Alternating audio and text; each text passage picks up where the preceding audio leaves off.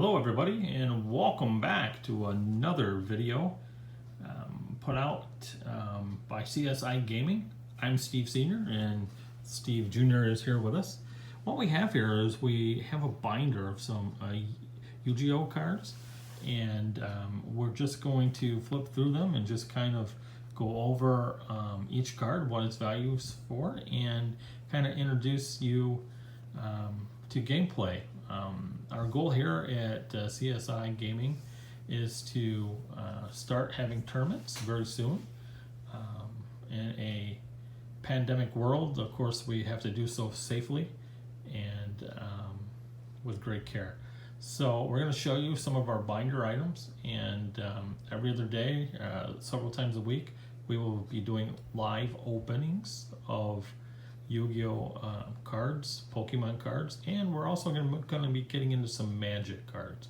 So for now, I'm going to turn it over to our specialist here, Steve Jr., who's going to go over and describe to you what he has in this book, talk a little bit of about each card, and if you see anything in this video that you have an interest in, we encourage you to please reach out to us, leave a comment down below. And for those of you who are new to our page, know that these videos come to you unedited. So how we recorded it is how you are going to watch it. You get to laugh with us as we use the wrong words or stumble and fumble and twist up the correct usage of a noun. But anyway, here we go. Let's get started. And again, if you like our content here, we ask that you hit the like button right down there, and we ask that you also hit the subscribe button right there, and don't forget to turn on that bell, okay? And share our video, and follow us for more exciting upcoming Yu-Gi-Oh items. And don't forget, we're just getting started. Thank you. All right, turn it over to Steve. Steve, what are you showing us? So we have a collection that we picked up earlier on in the week. We have a couple of the small books here from the earlier 2004-2005 period. And then a whole bunch of just common cards that are strewn throughout the binder here. So it looks like they had them sorted out fairly decently. So we'll just go through our binders here and kind of do a little overview as to what we have. A lot of old starter deck cards, Trap Holes, Monster Reborns, Change of Hearts. Again, still just a lot of starter deck stuff. Some not so competitive things, but fun things to play around with here and there.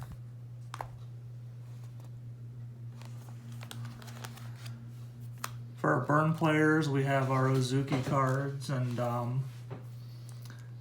our nurse burn players, we have our Dino Kitos. So now, how is it that this person ended up with all of these same cards? Because they collected a number or purchased a number of similar boxes and these were in there? Yeah, I mean, they probably just picked up a whole bunch of different starter decks throughout the years, and the gentleman that I picked this up from basically said he played in the early 2000s with him and his brother, and they've just kind of been sitting in his closet for the last several years. We were able to work out a deal on a price that was fair for both of us. Okay. And we were able to fortunately pick these up. Okay. Now I know that we talked briefly. There was a question in our live video that we did earlier, and one person asked, hey, can you tell us how we can be on alert for a fake card? Yeah, there are some fake cards in this other binders over here that we'll get to later on. Okay, yeah. The main way that you can tell if it is a real or a fake Yu-Gi-Oh card, for instance, grab one out of here. On the back of the card, and we'll show this later on too, they don't usually have the Konami logo or the official Yu-Gi-Oh logo. And then on the front of the card, 9 times out of 10, they won't have the little hologram symbol that Konami puts on all of its printings. Okay, so there's some instant telltale signs there. Okay, very well. Yeah, when we get to the smaller binder, there's a couple of fake cards in there that I'll be able to show you that are fairly easy to spot. Very well, okay. We got a lot more starter deck cards here. Card destruction if you want to kind of piss off your opponent. Okay. And we're starting to get into the trap cards. Wobaku is always nice. You know, stop your opponent from doing any damage, and you get to live an extra turn. So when we go from these cards here, these green cards, those have those are monster cards? They're spell cards. Spell cards. And then I see now that we've changed colors, Yep. and the color change represents that these cards are... These are our trap cards. Trap cards. Very well. Okay. So these are kind of what you would play more as a counter to what your opponent's playing. Very well. So we've got a couple of different things here. Trap holes, two-pronged attacks, a lot of stuff from the classic Kaiba Yugi starter decks from the early 2002 period. Very well. I don't think there's really anything that ranges past 2006 in here. I mean, I might be wrong, but he said a lot of it was all just the classic cards.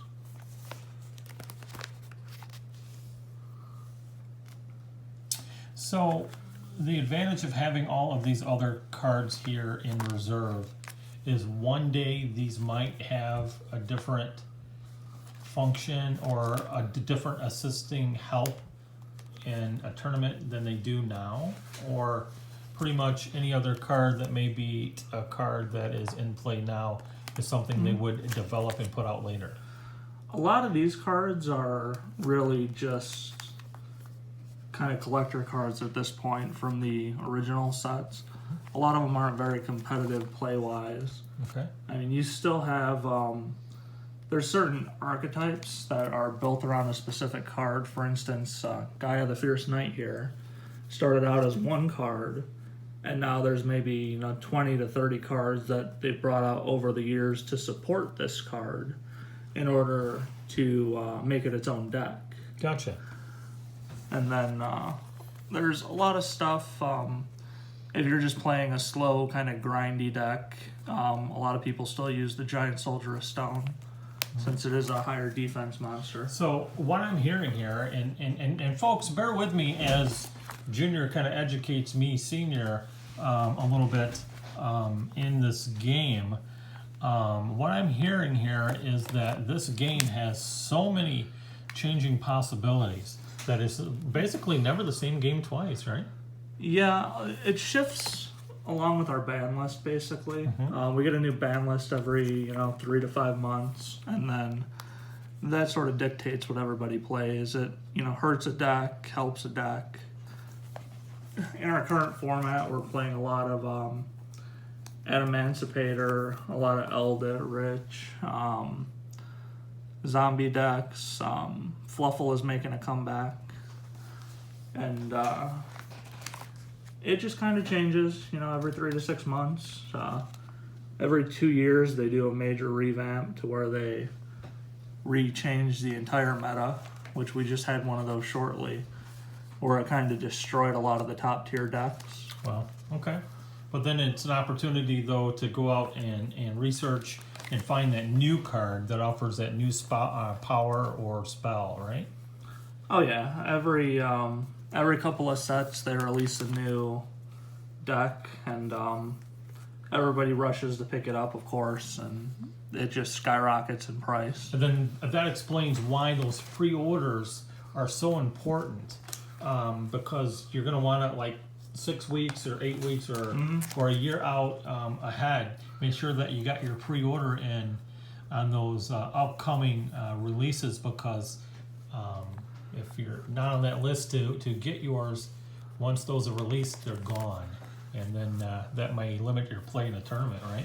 Yeah, for instance, with the Battle of Legends Armageddon set that's coming out, a couple of the stores in the area have said, well, we ordered 2 cases of it, but we already have a case and a half sold. So, you know, you want to make sure that if there's a set that you're really interested in, that you talk to your local shop owners and see if there's a way that you could possibly pre-order or reserve a couple of boxes for yourself.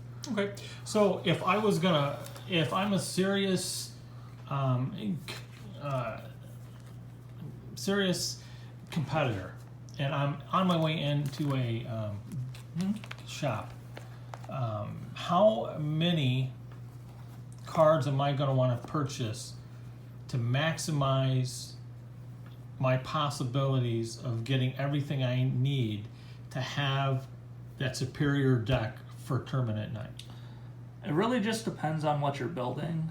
If you're looking to build a specific deck that came out, let's say, in one box, and everything to build that deck is in that box, then you can go ahead, and the best way to go about it would be to purchase, you know, maybe 2 or 3 boxes of that set in order to get 90% of the cards that you need. In which case, you would go either online or, you know, speak with your shop owner and see if they're able to get those other cards for you. But if you're building a deck that, say, you already have 60% of the cards that you need and you're only looking for single cards, then your best option may just be to buy the single cards.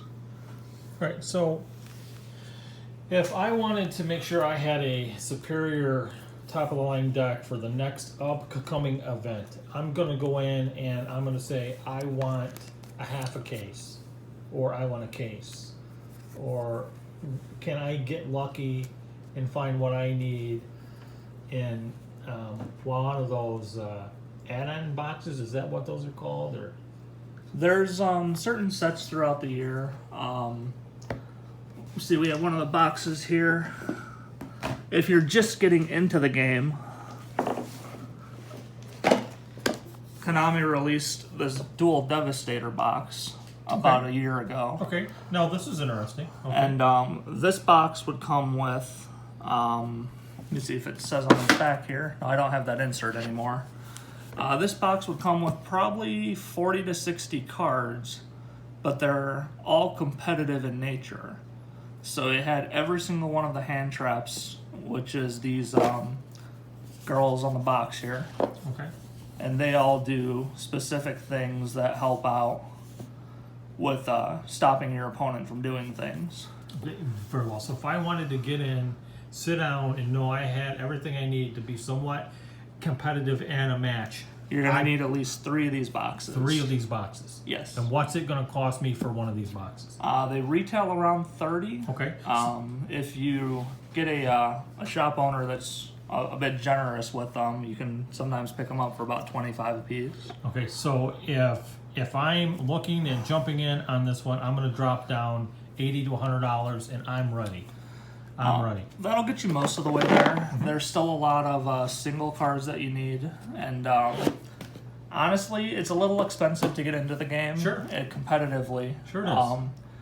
You're gonna drop about $200 to $300 just in support cards for your deck. Okay, very well. And then whatever deck you want to play, you can pull and pick from those specific support cards in order to help you out.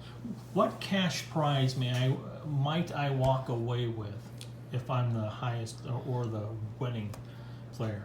That really depends on your local tournaments. On the average, what would you say if I attended 10 matches or 10 tournaments? I'm going to leave there on the average with what?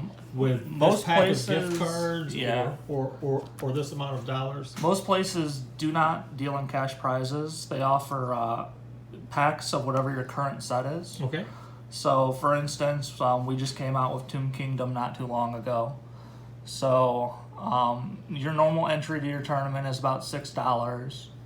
And then that'll get you 1 pack for your entry, and then that'll put 2 packs into the prize pool.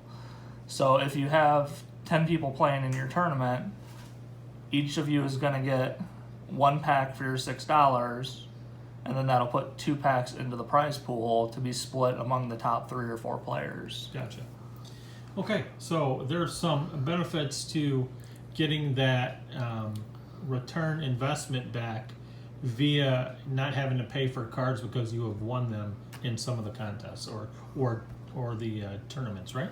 Yeah, if you're well enough to place, first or third every single tournament, then it's very easy to build up a large pool of cards that you can either trade in or trade towards something that you're looking for. Okay. Now, do you see much merch or merchandise in the way of like hats or Yu-Gi-Oh or Pokemon? I know that we're focused on Yu-Gi-Oh here now, but our other focus is Pokemon and Magic. But would you say that a giveaway might include a Yu-Gi-Oh hat? Are those products just not there? As far as Yu-Gi-Oh, those products aren't really there unless you're entered into the judge program. Okay. In which case, they give you an official Yu-Gi-Oh judge shirt. Okay. Can a dealer or a store owner who trades in cards, who hosts tournaments or a trade event or sell event, can they create their own? Or is there like some sort of... It's really kind of frowned upon by Konami. Okay. The best thing you can do is if you're interested in giving away something like that, is there are Yu-Gi-Oh Funko Pops out there that, for instance, you can purchase like a Yu-Gi-Moto or a Seto Kaiba Funko Pop and then throw that into the prize pool 1 week. Gotcha.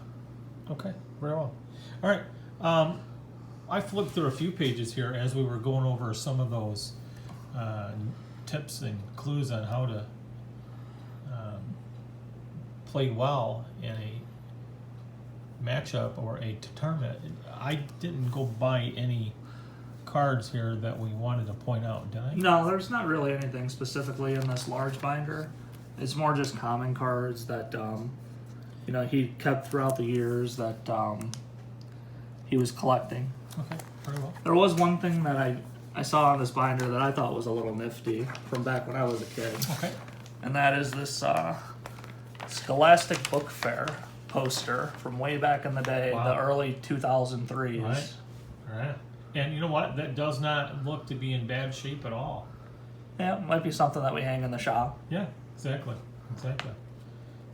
Really neat. Okay, all right. So this takes care of this binder. What other treasures did we acquire in this find? We got 2 other smaller binders. One of them here is more just kind of first edition cards, or they had back in the day McDonald's used to give you a card with your kids' meal. So we have a couple of these ones here from the limited McDonald's set. Okay. So they may not be as high in value, but they do have that little bit of collectability to them. Okay. Then back when Super Rejuvenation used to be a $30 common card, that was sad. All right. Sad day there. And then, there was one in here that I think I skipped. What was it? This one here, which you were asking earlier about the fake Yu-Gi-Oh cards. Yeah. So this one is a fake one. It's just kind of a Chinese reproduction. And you can notice here in the corner that it doesn't have the little holographic symbol there. Like we see on this one here, right into this area right here, right? So we can kind of compare them next to each other. Yeah, this one doesn't have one, but this one does. So this is definitely the fake card there. Yeah, this one is more of a, I guess you'd kind of call a higher end fake, where they decided to put Konami and Yu-Gi-Oh on the back. Mm-hmm. But telling that it doesn't have the symbol on the front here is one definite giveaway. Gotcha. So that is one of our fake cards. Okay. Then we have some cards from Japan back here for our OCG cards that were in the set. Yeah, so I see that these, I'll see if I can't get a little closer here. I know our overhead light may be offering a glare, so bear with us, folks, as we work out our technical difficulties. We will get better at lighting and camera use here as we go. But this Chinese writing, or did you say Japan? This is Japan. Japan, okay. So the game actually originated in Japan back in the late 90s, early 2000s, and then came over here to us around I want to say 2002. All right, so here's a question. So this card would be the same card that may also be available in the United States version. Absolutely. Okay. So say that I don't have this card in a U.S. version, but I need this card for a play. Can I, since I'm seeing that it is the real McCoy here with all the stuff, even though it's from Japan, may I substitute it in? You cannot use the Japanese cards in English play. However, you can use French, German, and European as long as you have a printout of the English text of the card. Gotcha. So you can go online and you can write down exactly what is in this little text box right here. If, for instance, you had a German copy, and you can more than happily play your German copy of your Invocation or whatever you want, as long as you have an official translation for it. Is there any certain reason why they won't allow the Japanese one, but they've allowed those other countries that you previously mentioned card uses? Just because of the rulings on it. Konami Japan wants to stage Konami Japan, and the TCG distributes to Germany, Europe, France, Italy, all those other countries. So they're technically ruled under the TCG rulings. Gotcha. Well, hey, there's a lesson learned. And folks, if you're following along here, hopefully we're offering up, if you're just getting involved in this sport play, this gaming play, hopefully we're offering up a tip or two to help you out. And again, if you folks see anything here, or if you have any questions here, just please drop a comment down there, and we will get right back with you with an answer or a direction if we don't have the answer on where you might find your answer. Now, what's in this book here? It's just so this is kind of our little value book. The main reason that I picked up the whole collection. Okay. It's more of our expensive cards, I guess you could say. All right. So we have our Judgment of Anubis. It was a video game exclusive. So back in the day, if you went to Walmart and you bought a Game Boy game, they would always have 3 cards in the pack for you. So that was one of them there. Okay. Another example of fake cards. So we do have 2 real Legend of Blue Eyes Exodia pieces. But then they decided we're going to go to a sticker machine here at our local bowling alley and get the rest of them. Oh, really? Okay. Yeah, so those ones, and then our Dark Master here is a fake. That would be the Exodia himself. And again, because we don't have those telltale little symbols like this one has in the corner. Yeah, so I think with these ones as well, they have the Konami on the Yu-Gi-Oh on the back, but compared to the normal card, they're really light printing, and then without having that sticker on there, or the little hologram symbol. You got to be really careful if you're a newbie at this like I am to make sure that you're not being taken advantage of by a knockoff card. So for terms of value, we've got our 2 Blue Eyes pieces here that are sitting around, $25 a piece. Let me ask this question as long as I'm thinking about it. If I get caught playing this card in a match or a tournament and somebody sees that it's not a real McCoy like these are here with these, am I eliminated? Am I penalized? Or just because it's not a real one? If you're in a larger tournament, your opponent will more than likely call a judge over. The judge will review the situation, and seeing as it's not a legitimate card, it can't be played in tournament play. So the judge will usually offer you the ultimatum of letting you substitute it with A, the real card, or B, taking a game loss. Unfortunately, if you're unable to substitute it for the real card, you're going to result in losing the round and then losing the match. So the lesson here is if you're a collector of fake cards, just maybe like we are, just for the proof of educating people of fake cards, if you're going to take this binder out to a playoff or a tournament, make sure you've removed your fakes so you don't accidentally use them, right? Yeah, there's some tournaments that even if you have a fake card and you know it's fake and you're trying to pass it off as legitimate, and then it is extremely frowned upon, and they'll usually just kick you out of the tournament setting. Wow, yeah. All right. So we want to make sure then that you're definitely using. Now here I've noticed that this card here kind of has that that reflective look, while some of the other cards we looked at prior doesn't. So now this gets us into rare, super rare. Yeah, that gets us into our card rarity category. Okay. If we go to the beginning of the binder here, Okay. this one, just, it's not shiny at all. Nothing going on with it. This is a common card. And then you move up to rare, which is just a silver writing. All right. So the text here is silver, but here is just regular print. So that Yes. defines the two. So since it's not holographic at all, and it has the silver writing, it would be considered just a rare card. Very well. Now, in newer sets, Konami has actually done away with the rare cards. So who knows? They may be a collector thing one day, or they might just be something that sits in somebody's bulk binder. Okay. Then we move on to our super rare cards, which are just a holographic background, no shiny writing or anything like that. Then from super rare, we move on to ultra rare. Ultra rare has your holographic picture here, and then it'll usually have a gold writing. The newer cards, they kind of changed it to where more aspect of the cards are holographic. For instance, your set symbol here, your attribute where it's dark, that'll be a little bit shiny, as well as your stars. Okay. And then from ultra rare, we can go back here to the beginning of the binder again. For Judgment of Anubis, you move up to secret rare.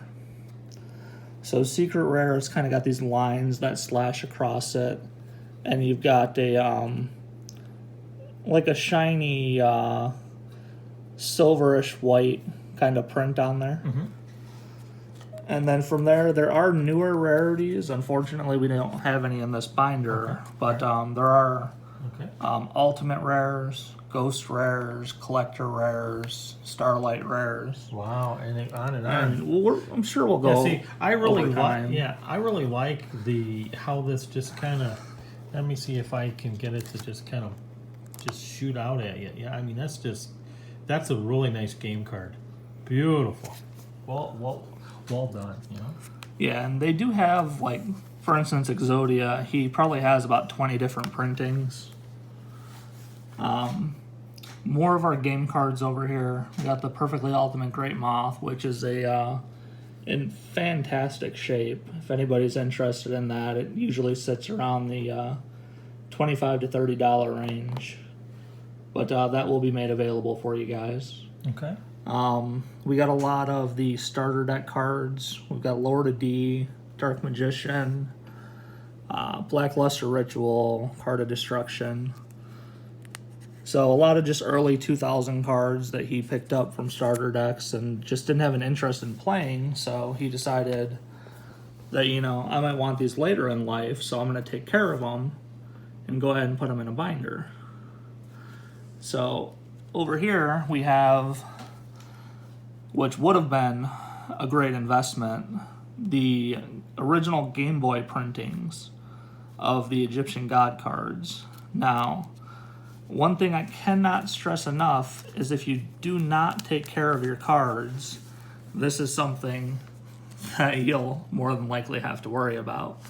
He said this set out and got washed in the washing machine, and unfortunately, now it's just a piece of garbage. Mm-hmm. But if that was in near mint, what would the value of that be? They'd probably be worth around, $15 to $20 a piece. Okay. If you want to sell the whole set, sometimes people will pay $50 for it. But unfortunately, these three here are all just kind of trash. They made its way through the washing Sure. machine. Well, we know that they're Little clean. Johnny wasn't paying attention. Right. They're clean and ready to go, huh? Yep. Got more starter deck cards here. The Red Eyes Black Dragon actually recently shot up in value a little bit with the announcement of the Red Eyes Dragoon in the upcoming Mega 10. So he went from $2 to I think like $7 or somewhere around there. They got the Relinquished from the Pegasus starter decks.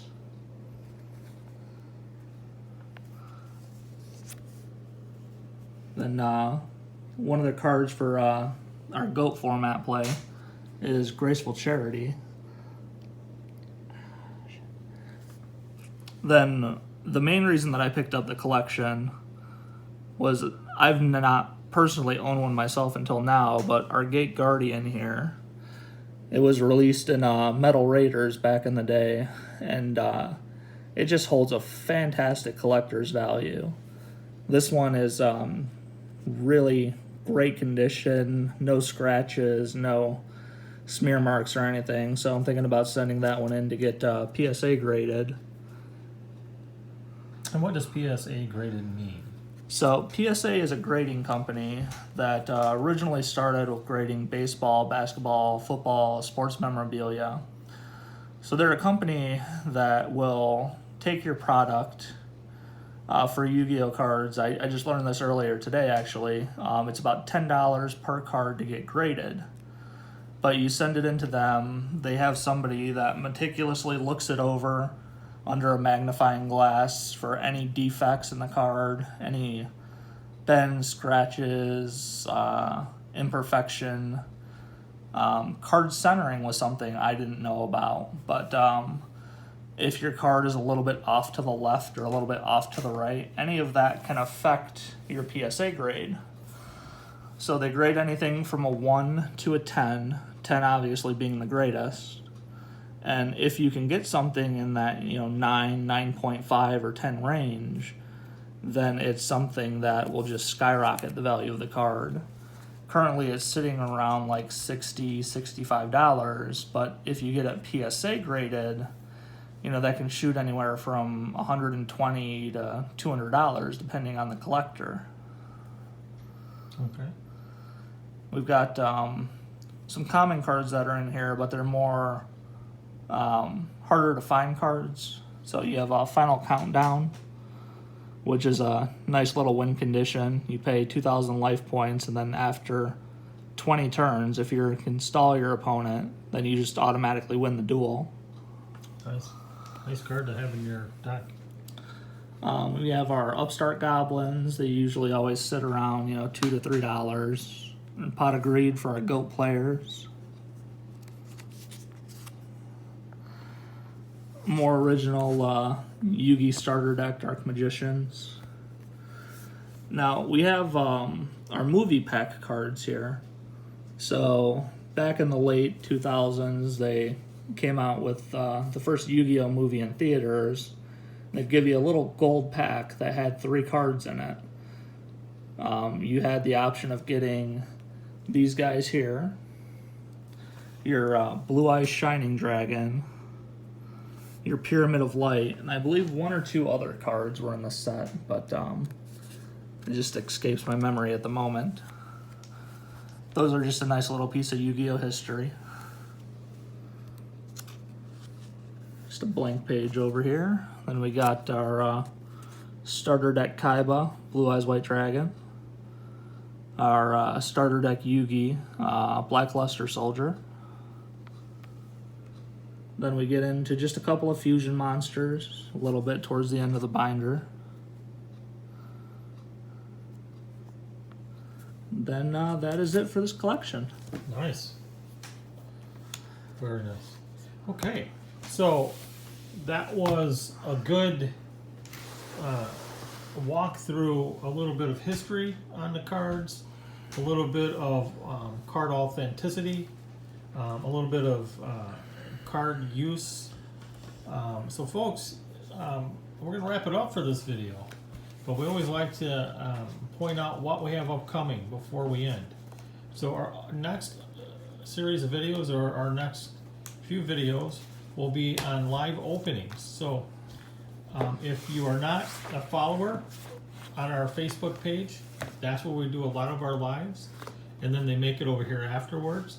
So find us over there at CSI Gaming on Facebook, and please like and follow the page on Facebook. Here on our YouTube channel, we ask that you like our video, and then you go ahead and subscribe to our video, and don't forget to turn on that notification bell so you know when our next video is gonna happen. Folks, we thank you very much for joining us here at CSI Gaming, and we look forward to seeing you again next time out. Thank you. Goodbye.